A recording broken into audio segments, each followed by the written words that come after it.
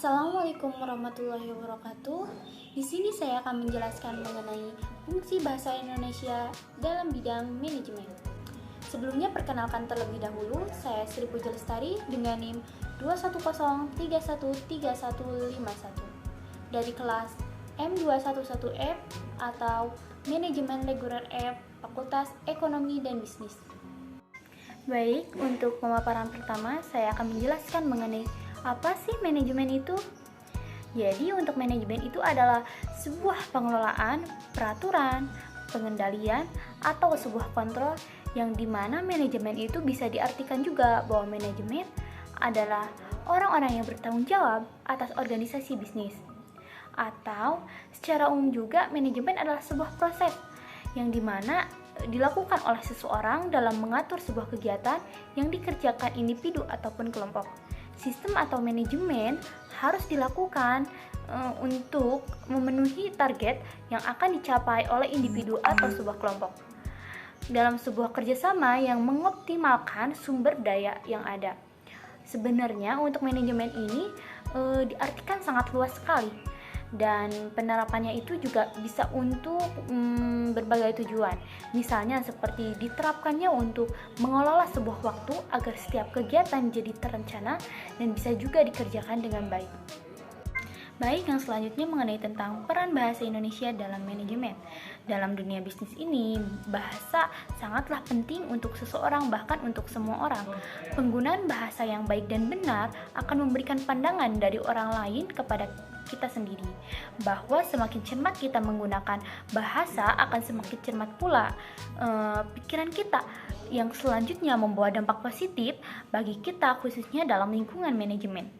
Dalam manajemen, peran seseorang itu atau peran manajer penting dalam menggunakan bahasa di lingkungan kerja, karena pada saat memberikan sebuah perintah kepada karyawan, seorang manajer itu harus bisa menggunakan bahasa yang dapat dimengerti dengan baik oleh para karyawannya, agar tidak terjadi sebuah kesalahan dalam melaksanakan tugas yang diberikan oleh manajer tersebut.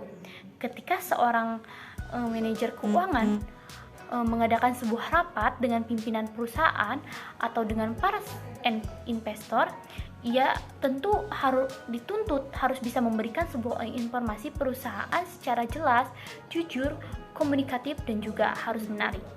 Begitu pula saat membaca keadaan pasar, manajemen itu harus tahu betul keadaan pasar sehingga tidak menimbulkan sebuah masalah atau sebuah kesalahan dalam mengambil keputusan yang dapat merugikan perusahaan.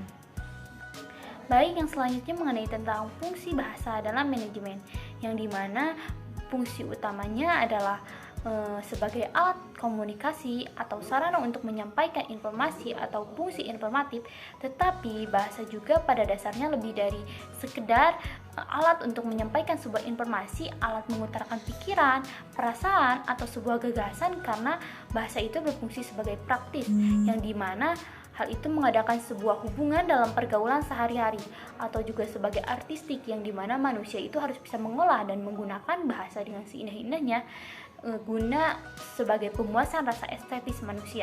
Terus yang selanjutnya sebagai kunci pembelajaran pengetahuan lain, yang dimana di luar pengetahuan kebahasaan untuk mempelajari naskah-naskah guna menyelidiki latar belakang sejarah manusia.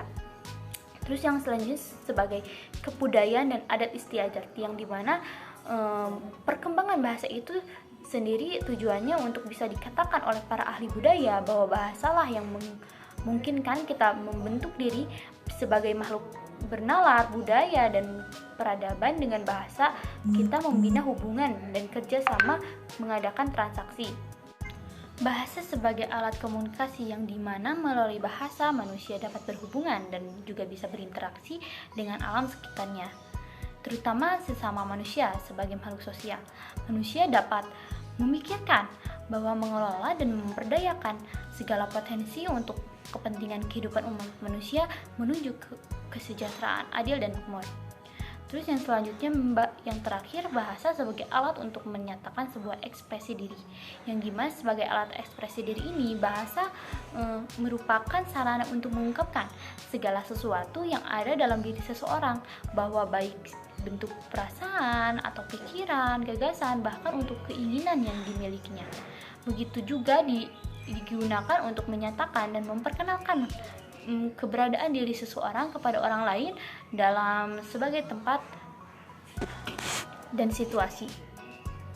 Terima kasih. Dicukupkan sekian dari penjelasan saya.